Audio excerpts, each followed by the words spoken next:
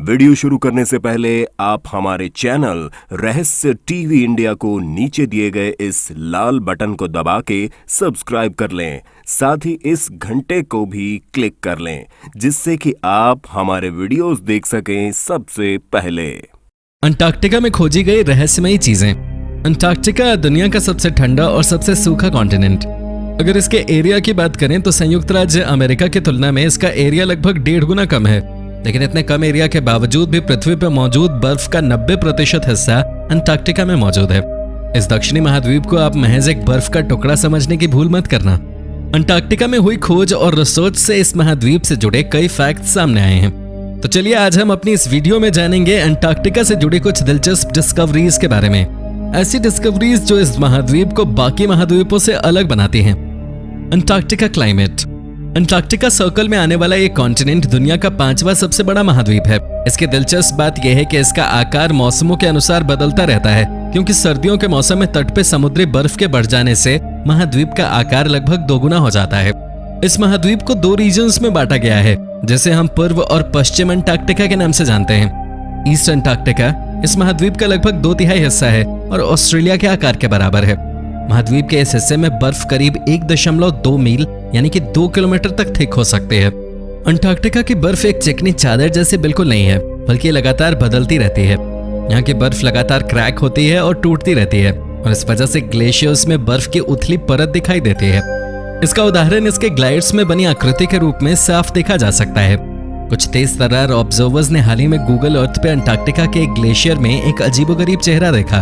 उन्होंने इंस्टाग्राम पे फौरन इसे पोस्ट किया और देखते ही देखते लाखों लोगों तक ये बात पहुंच गई। यूएफओ स्कैंडिनेविया अकाउंट से किए गए इस पोस्ट के बारे में ऑब्जर्वर्स बताते हैं कि ऐसा कुछ उन्होंने पहली बार देखा है।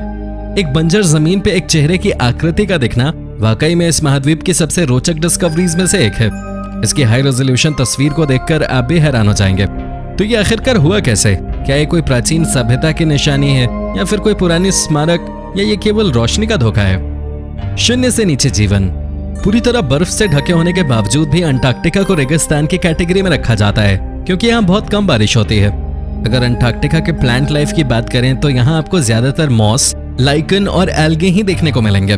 मौसम बदलने के साथ अंटार्कटिका पे सीजनल मॉस की कवरेज में विशेष रूप से तेजी देखने को मिलती है, और साइंटिस्ट का मानना है कि पिछले 50 सालों में यहाँ मॉसेस की मात्रा में काफी ज्यादा बढ़ोतरी देखने को मिली है। वैज्ञानिकों को उम्मीद है कि ग्लोबल टेम्परेचर के बढ़ने के साथ साथ ये कोल्ड डेजर्ट और भी ज्यादा हरा भरा हो जाएगा। वोल्केनोज। अंटार्कटिका की बर्फ के नीचे दुबके हुए 91 ज्वालामुखी जो अब तक किसी को पता नहीं थे। ये पृथ्वी पर सबसे बड़े ज्वालामुखी क्षेत्रों में से एक हो सकता है। ये खोज इस महाद्वीप के एक रहस्य को उजागर करती है। वैज्ञानिकों को इस बात का भी आश्चर्य है कि ये ज्वालामुखी कितने सक्रिय हैं। इन ज्वालामुखी से निकली गर्मी अंटार्कटिका की बर्फ को ज्यादा देर तक जमने नहीं देती, और शायद यही कारण है कि बर्फ के बार बार पिघलने और जमने से जायंट फेस जैसी आकृतियां बन जाती हैं। आपको जानकर हैरानी होगी कि इतना ठंडा महाद्वीप होने के बावजूद भी अंटार्कटिका में कम से कम 2 सक्रिय ज्वालामुखी हैं। सक्रिय ज्वालामुखी का मतलब है कि ये ज्वालामुखी लगातार इरप्ट होते रहते हैं, जिसमें सबसे ऊंची चोटी माउंट एरेबस 12,448 फीट यानी 3,794 मीटर की है, जो एक परमानेंट लेक भी समेटे हुए है। और दूसरा ज्वालामुखी अंटार्कटिक पेनिनसुला से दूर डिसेप्शन आइलैंड पर स्थित है। हालांकि 1967 और 1969 में विस्फोट के कारण यहाँ के साइंस स्टेशन पूरी तरह से नष्ट हो गए थे, लेकिन फिर भी ये द्वीप पर्यटकों के बीच लोकप्रिय है, जो बर्फ से घिरे हुए ज्वालामुखी द्वारा गर्म किए गए पानी में डुबकी मारने से बिल्कुल नहीं कतराते। लाखों साल पहले अंटार्कटिका का क्लाइमेट बहुत गर्म हुआ करता था, और यहाँ एवरग्रीन फॉरेस्ट और विभिन्न प्रकार के जानवर भी पाए जाते थे। वैज्ञानिकों को यहाँ पर विशेष प्रकार के डायनासोर के फॉसिल्स भी मिले हैं। ये डायनासोर के फॉसिल्स इंडिया और साउथ अमेरिका में पाए जाते हैं, और साउथ अमेरिका में भी पाए गए हैं। आप इसे महज एक छोटी डिस्कवरी समझने की भूल मत कीजिए, क्योंकि ये खोज कॉन्टिनेंटल ड्रिफ्ट थ्योरी जैसी महत्वपूर्ण थ्योरी को पूरी तरह से साबित करती है। Giant hole. करीब 1.5 साल पहले अंटार्कटिक सर्दियों के बीच में इस जमे हुए महाद्वीप की सैटेलाइट इमेजेस में एक बहुत ही चौंकाने वाली बात सामने आई, और जायंट होल। अंटार्कटिका के समुद्री बर्फ के बीच में एक छेद जो कि हजारों स्क्वायर मील तक फैला था। 1970 के दशक के बाद से यह पहली ऐसी डिस्कवरी थी जिसने वैज्ञानिकों को हैरान कर दिया था। इस आइस होल को पोलिनिया के नाम से भी जाना जाता है, और इसके बनने के पीछे का कारण एक साइक्लोन को माना गया है। एक जर्नल में प्रकाशित रिसर्च के अनुसार यह बर्फ का छेद शायद एक शक्तिशाली चक्रवात के कारण हुआ जो अंटार्कटिका के वेडल समुद्र और लाजारेव समुद्र के बीच था। भला एक साइक्लोन इतना खतरनाक कैसे हो सकता है? दरअसल अंटार्कटिका के बढ़ते तापमान की वजह से पोलर साइक्लोन्स की इंटेंसिटी बदलती रहती है और इसी वजह से पोलिनास का फॉर्मेशन होता है। जब पोलिनिया को पहली बार सितंबर में देखा गया तब वो 3700 वर्ग मील क्षेत्र में फैला था, जो कि रोड आइलैंड से लगभग 2 गुना ज्यादा है और ये आने वाले सालों में और ज्यादा फैलता चला जाएगा और लगभग 31,000 वर्ग मील तक पहुंच जाएगा, लगभग आयरलैंड जितना बड़ा। इसी जगह के आसपास ऐसे कई होल्स देखे गए हैं। पोलिनिया साइट एक बहुत ही बड़े अंडरसी माउंटेन, जिसे मॉड राइज के नाम से जाना जाता है, कि सीधे ऊपर फॉर्म हुई। इस खोज से पोलिनिया के बनने का कारण और पेचीदा बन गया। कुछ साइंटिस्ट का यह दावा है कि पोलिनिया के बनने की प्रक्रिया माउथ राइज के ऊपर एक साइक्लोन के साथ शुरू हुई थी। शोधकर्ताओं का मानना है कि चक्रवात की हवाओं ने बर्फ को सेंटर से बाहर की ओर धकेल दिया, जिससे एक छेद बना जो आने वाले दिनों में और ज्यादा बढ़ता चला जाएगा। Fossils of the bird. Antarctica में अब तक की खोज में सबसे बड़ी पेंगुइन प्रजातियों का भी पता लगाया गया है और इसका आकार लगभग समझ से बाहर है। पैर की उंगली से चोंच की नोक तक इसकी लंबाई 6 फुट 8 इंच तक है। इस पहाड़ी पक्षी ने ज्यादातर इंसानों को भी बौना कर दिया होगा। इस खोज से यह पता चला कि यह बर्ड फॉसिल लगभग 37 मिलियन साल पुराना है।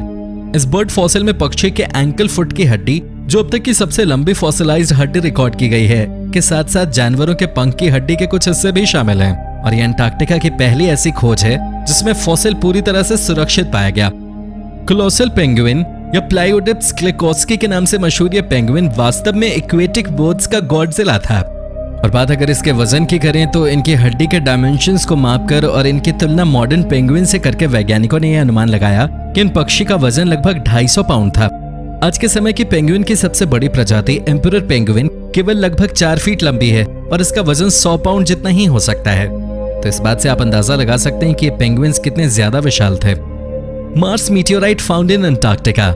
क्या वाकई में अंटार्कटिका में एक मेटियोराइट को खोज निकाला गया है? आखिर क्या है ये ALH 84001?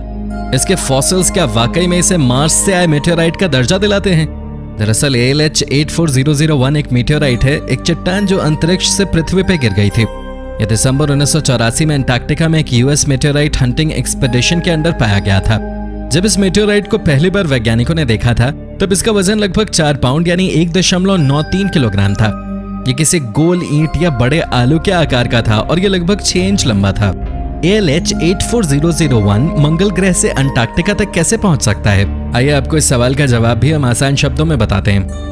मार्स से दूर जाने के लिए ALH 84001 को मार्स की सतह को उसकी एस्केप वेलोसिटी यानी कि लगभग 5 किलोमीटर प्रति सेकेंड, लगभग 11,000 मील प्रति घंटे से भी तेज रफ्तार में छोड़ना होगा।